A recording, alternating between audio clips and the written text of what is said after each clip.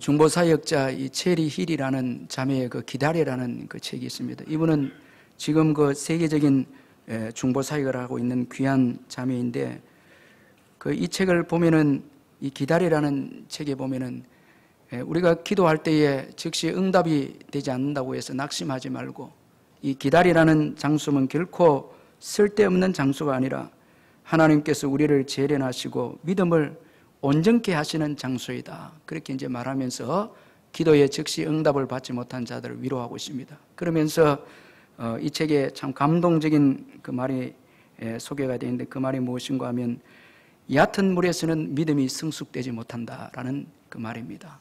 참 저도 이 감동을 받았는데, 베드로를 염두에 두고 이 말을 했는데, 하나님께서 믿음의 백성들을 훈련시킬 때 얕은 물에서 훈련시키지 않고 또 깊은 물에서 훈련시키고 또 풍랑이 있는 바다 가운데로 이끌으셔서 믿음의 훈련을 시킨다는 것입니다.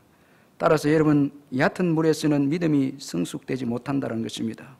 그러므로 깊은 물과 같은 심각한 고난이 주어질 때 비로소 우리는 우리의 믿음이 성숙하게 될 것을 믿어야 하는 것입니다.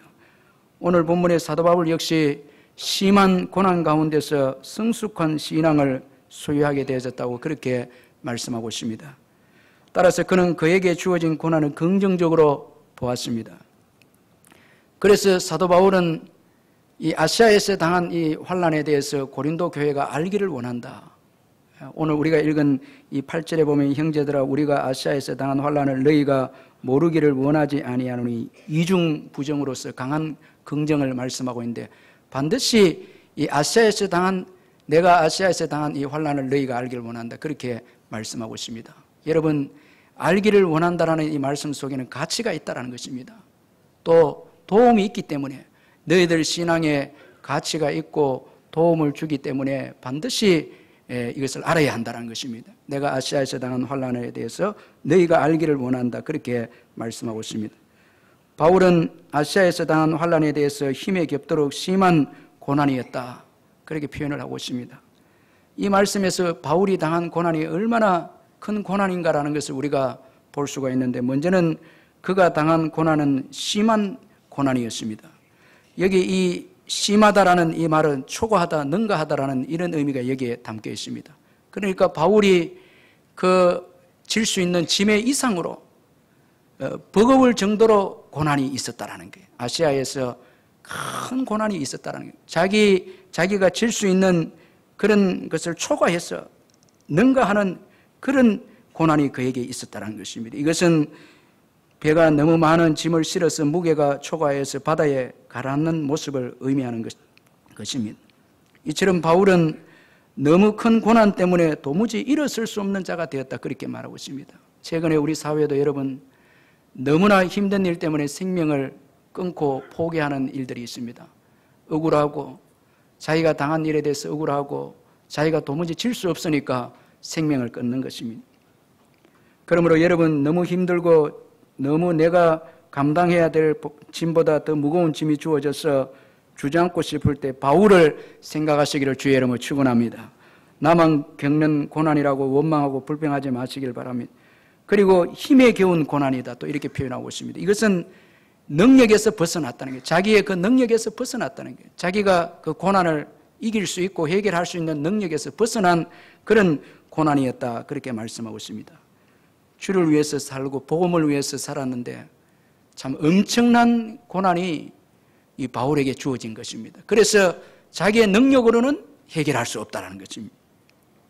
바울은 아시아에서 자신의 능력의 한계를 벗어난 고난을 당했습니다. 그래서 그가 고백하기를 살 소망이 끊어졌고 사형 선고를 받았다, 그렇게 말씀합니다. 참 우리도 살아가다 보면 자녀들 문제와 경제적인 문제와 질병으로 인해서, 죄 문제로 인해서 우리 힘으로 해결할 수 없는 큰 문제 때문에 그저 주저앉고 싶은 그런 때가 우리도 있다는 것입니다. 이처럼 바울이 아시아에서 당한 그 고난은 정말 힘든 고난이었습니다. 그런데 놀라운 것은 바울이 이런 힘든 고난과 환난을 통해서 자신에게 신앙적인 유익이 있었다, 그렇게 오늘 본문에서 말씀하고 있습니다.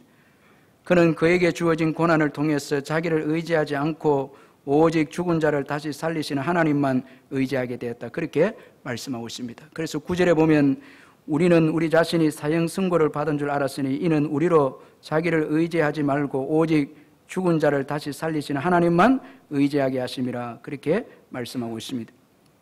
극심한 고난을 통해서 자기 자신을 의지하지 않게 되어졌고 하나님만 의지하게 되었다. 그렇게 말씀하고 있습니다.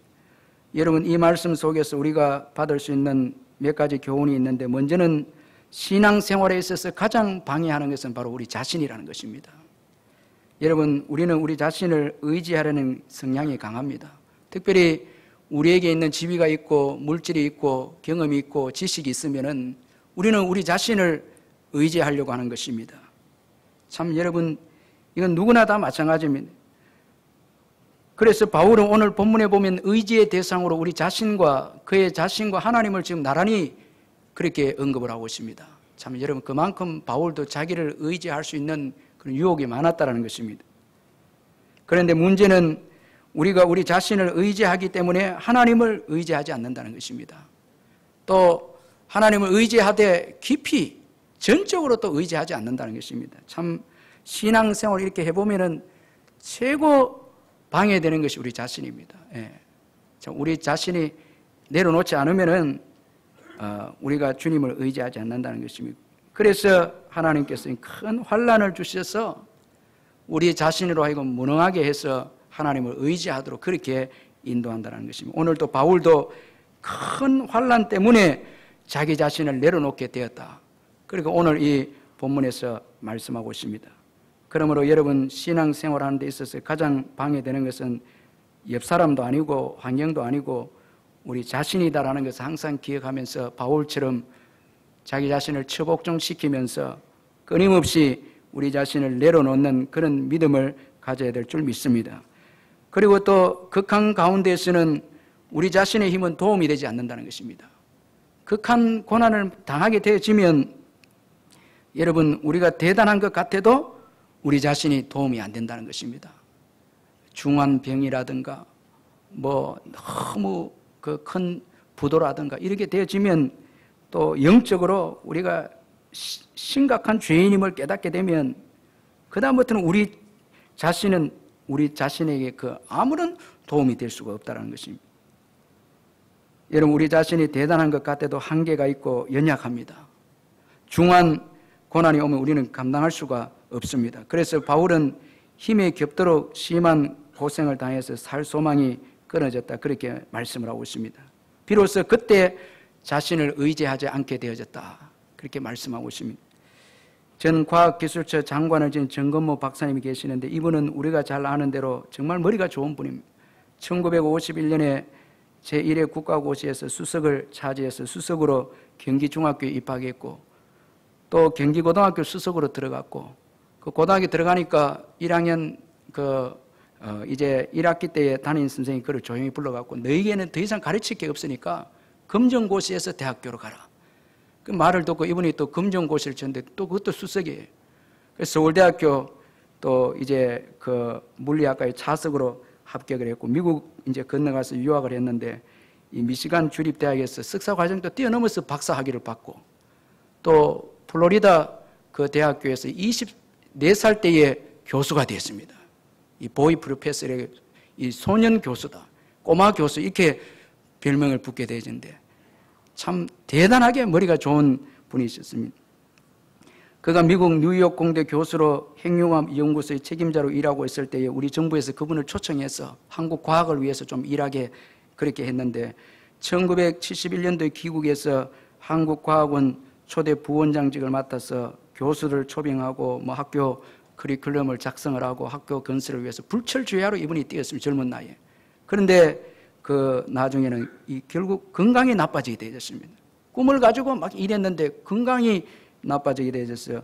1974년 초에 미국으로 건너가서 간염 치료를 받았는데 엎친 데 덮친 격으로 아들 진우 군이 이 만성 신장염을 앓게 되어지고 나중에는 이 아들이 먼저 죽게 되어서 천국에 가게 되어졌죠.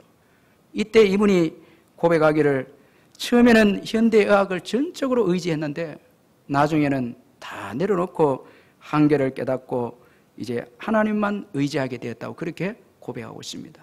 참 이분만큼 탁월한 수제고 또 많은 것을 가지고 있음에도 불구하고 지금도 예수님 의지하고 가난하게 예수님만 바라보고 살아가는 아주 귀한 분입니다. 여러분, 인생이 머리가 좋다고 해서 선착하는 것도 아니고 달리기를 잘한 데서 먼저 도착하는 것도 아니고요. 참 우리가 건강이 좋다고 해서 끝까지 달린다는 보장도 없고요. 우리 인생은 순간순간 변수가 있고 연약하고 끊임없이 어려움이 있는 거예요.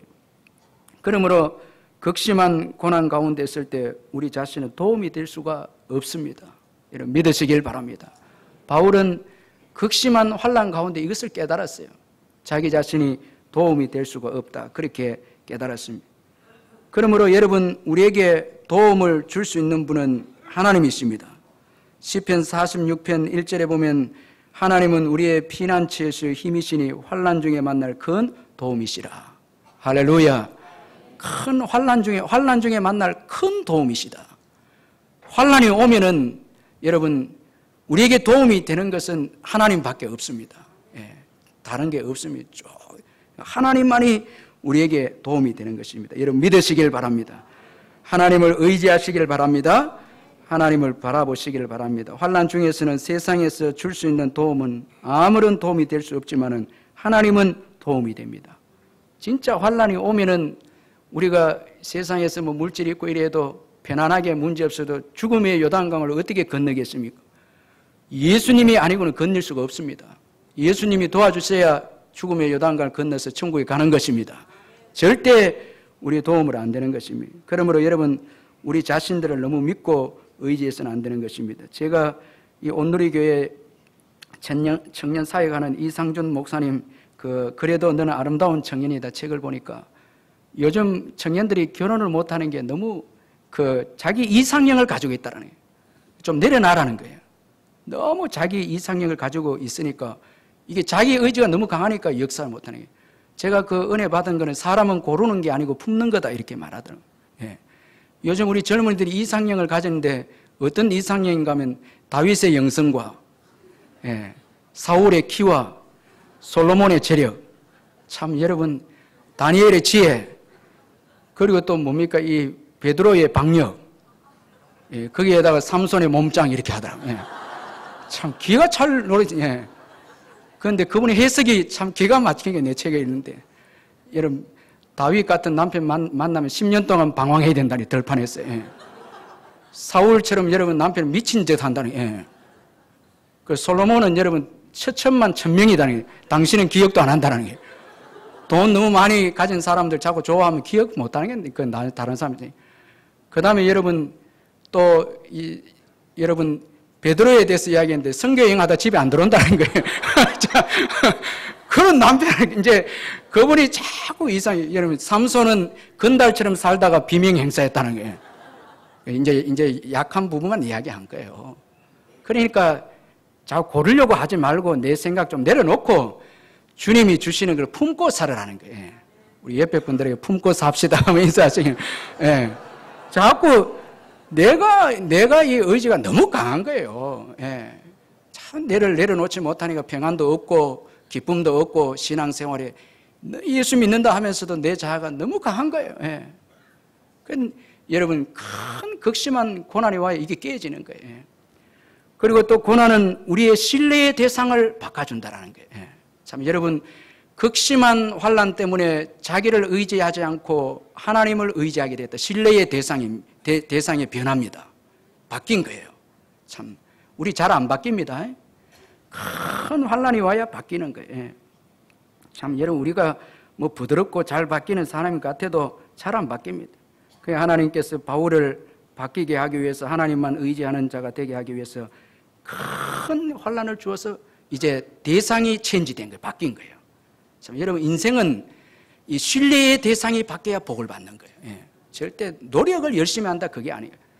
다윗은 신뢰의 대상이 하나님이었기 때문에 복을 받았고 골리앗은 우상을 다른 신의 이름을 부르고 나아갔어요. 신뢰의 대상이 다르니까 그 축복받지 못한다는 거예요. 그러니까 우리가 살아계신 하나님의 신뢰의 대상을 붙잡고 신실하신 하나님 의지하고 살아가는 것이 복 중에 복인 것입니다. 할렐루야. 큰 복인 것입니다. 예수를 신뢰하고 있어요. 그런데 예수를 온전히 신뢰한다는 것은 큰 환난이 없이는 이렇게 온전히 신뢰하지 못한다는 거예요. 여전히 나를 또 의지하고 막 이렇게 한다는 거예요.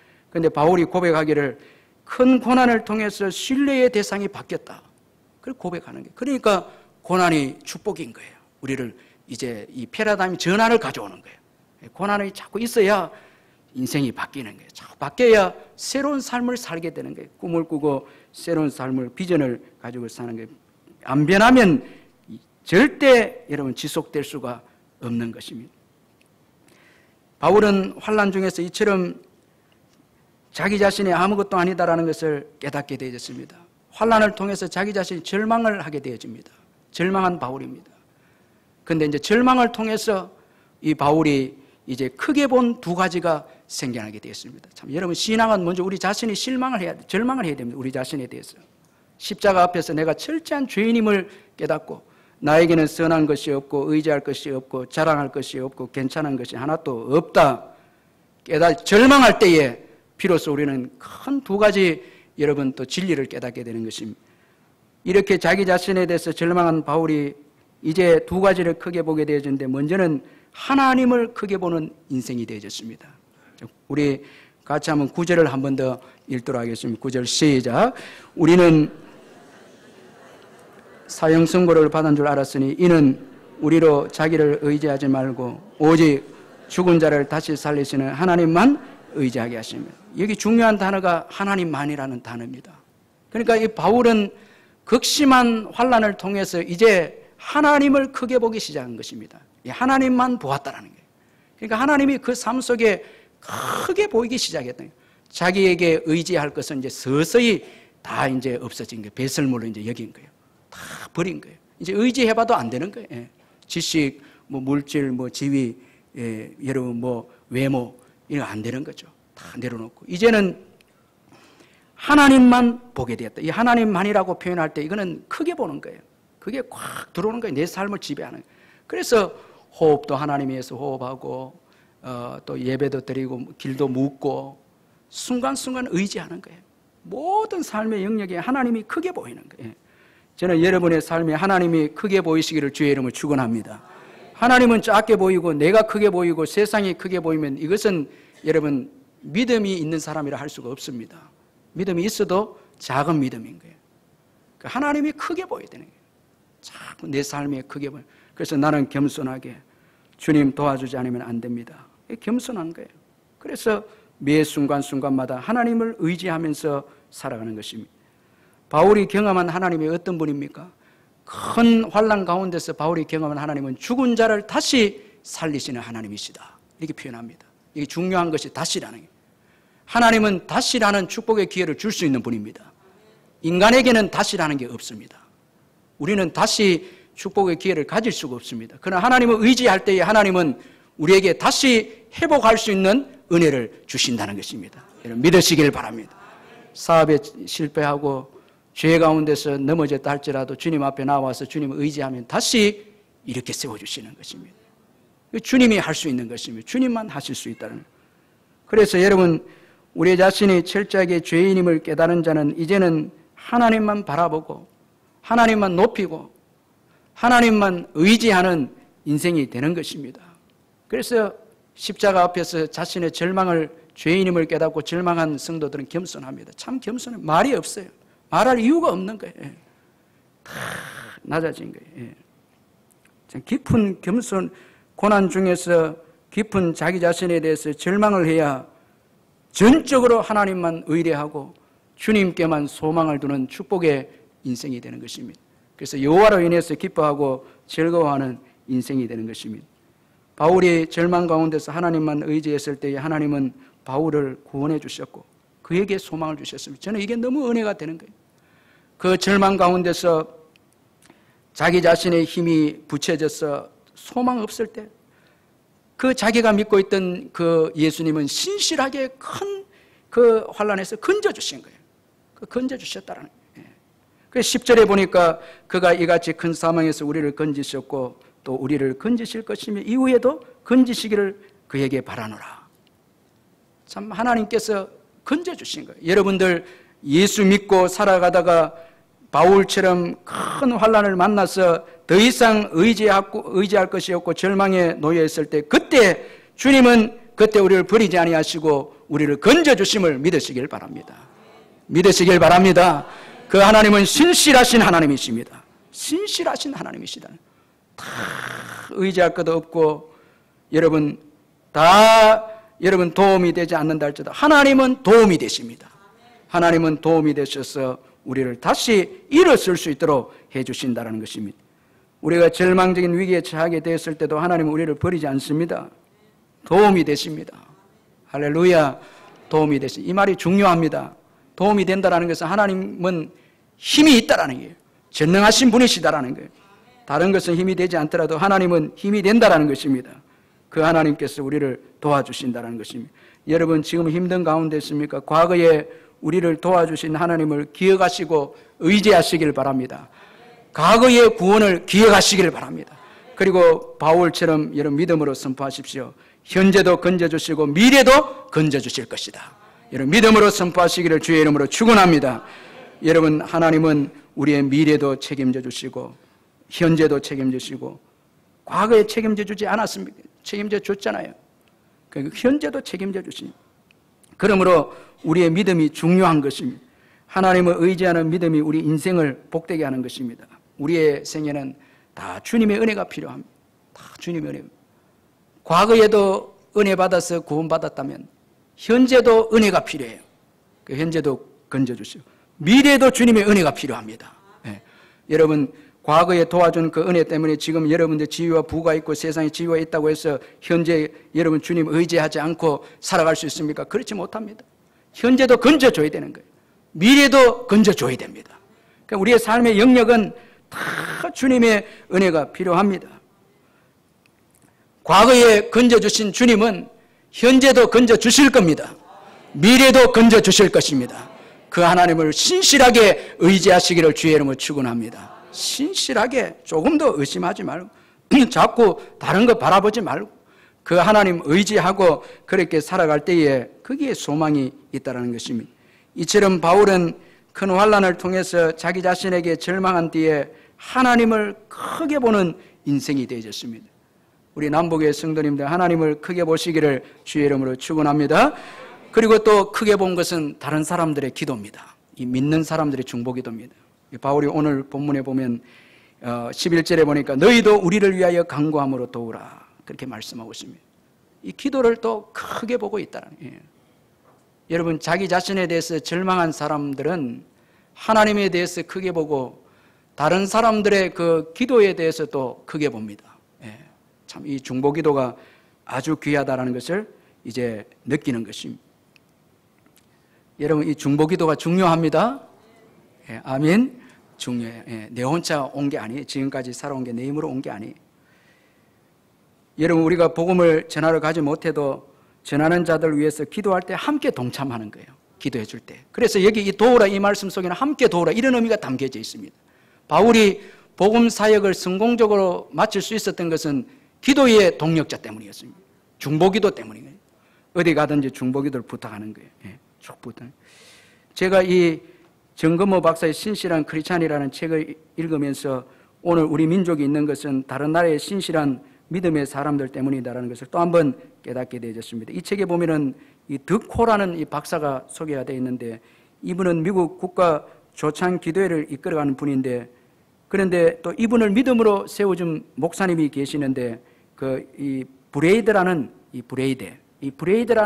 목사님인데 이분이 오늘 미국 국가 조찬 기도를 이끌어가고 있는 이 득호 박사를 키워준 분이에요.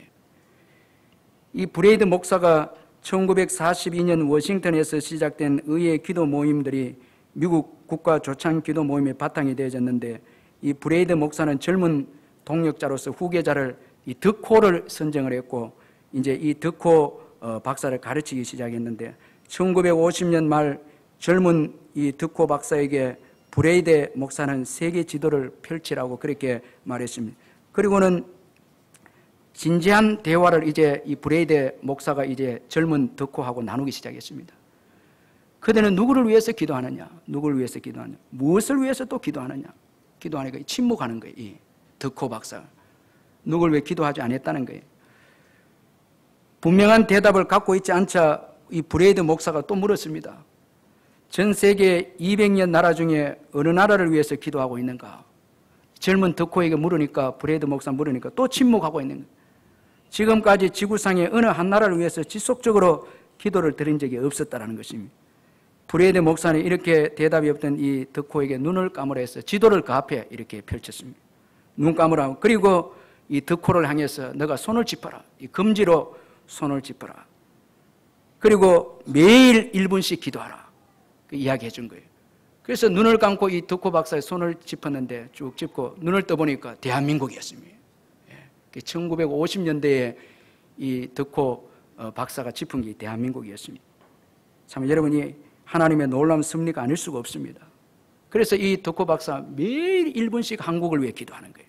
그러니까 한국이 사랑하게 되어지고 위정자를 위해 기도하게 되고 뭐 경제를 위해 기도하게 되고 기도하니까 사랑하게 되는 거예요. 참 여러분 이게 우연은 아니잖아요. 제가 그 정명섭 선교사님 간증을 들어보니까 이분이 CCC 선교에 참여해서 거기는 이제 젊은이들에게 한 나라를 선택해라 뽑는데 마다가스카르가 뽑혔어요. 예, 정명섭이 일평생 기도하는데 앙골라에서 모잠비크 이제 마다가스카르 가까이 온 거예요. 기도가 그의 생애를 이끌어간 거예요. 여러분 기도가 여러분 생애를 이끌어갑니다. 기도가 자녀들을 이끌어가고 다 이끌어가는. 그 덕호 박사가 짚은 게 여러분 이 대한민국입니다. 국제 예수 전도자 설립자인 로렌 커닝햄이 1970년대에 기도하는 가운데 비전을 봤는데 하나님께서 장차 4개의 국가를 들어서 크게 선교를 위해서 쓰겠다. 비전을 주었어요. 노르웨이, 또 뉴질랜드, 또 남아프리카 공화국. 그 중에 한 나라가 한국입니다. 이 1970년대 기도하는 이 로렌에게 하나님께서 비전을 주었어요. 그런데 이분이 그 당시에 이제 노르웨이는 이미 해외 선교를 가장 활발히 하는 나라로 국민항명당 해외 파송 선교사 숫자가 가장 많은 나라이고 하나님께서 주신 대로 지금 일하고 있고 뉴질랜드도 아주 이 선교하는 데 탁월한 나라입니다. 유명한 선교 단체가 뉴질랜드에 있습니다. 그래서 또 뉴질랜드도 자타가 공인하는 선교 사역의 나라였다고 그렇게 하는데 그가 한국에 대해서 비전을 받고 1971년도에 한국에 와보니까 완전 절망했다는 거예요. 뭐 차도 없고 절망적인 그런 나라인데 주님 분명히 기도할 때에 한국을 장차 들어서시게 되는데 이게 어떻게 됐습니까?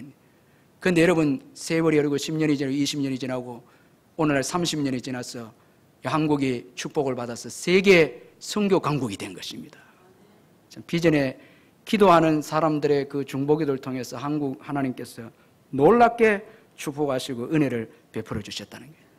최근에 여러분 정전 60주년을 맞이해서 6.25에 참여했던 외국 이 병사들이 와서 노병이 되어 와서 고백하기를 한국 떠날 때 한국은 다 무너졌다는 거예요. 건물도 다 무너지고 가정도 무너지고 다 무너졌는데 와보니까 다 세워져 있다는 거예요. 지금 와보니까 세워져 있다는 거예요. 참 여러분 하나님께서 우리 민족을 축복해 주셨습니다. 이 중보 기도의 사람들 통해서 축복하죠. 그러니까 오늘 우리 민족이 보통 민족이 아닌 거예요. 보통 민족이 아닌 거예요. 여러분 기도로 돕는 것이 가장 큰 도움을 주는 것입니다. 기도로 돕는 것이 왜냐하면 하나님께서 은사를 주시기 때문에 그렇습니다. 하나님이 도우면 최고의 도움입니다. 최고의 도움. 제가 앞에서 소개한 이 온누리교회 청년부 사역하는 이상중 목사님 좀 소개했는데 이 책에 보니까 자신에 대해서 재미있는 간증을 좀 소개했어요. 자기 집안에 대해서 소개를 했는데 머리가 다 좋다는 거예요. 큰형은 IQ가 145의 노력형 천재고 둘째 형은 IQ 154의 타고난 천재고 자기는 IQ 언급 안 해놨더라고요.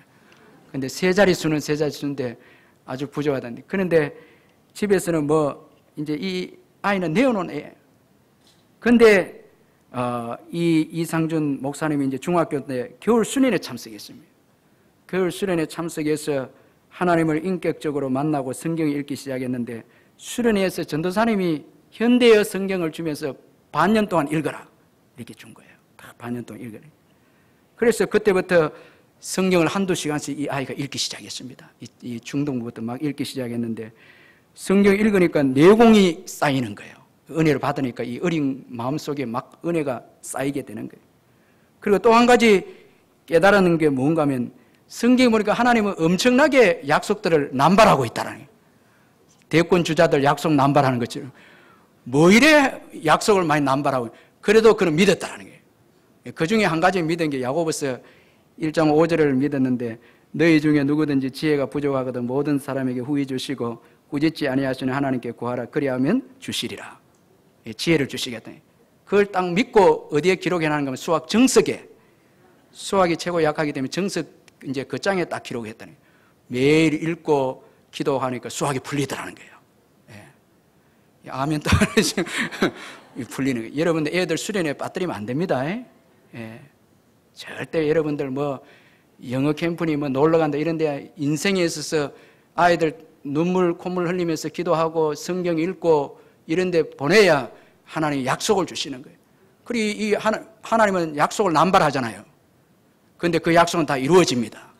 믿는 자들. 그걸 붙잡고 기도했는데 그 수학도 풀게 되어지고 대학교를 가겠나 생각했는데 4년제 대학을 가게 되어졌고 그것도 전 장학생으로 갔다는 거예요.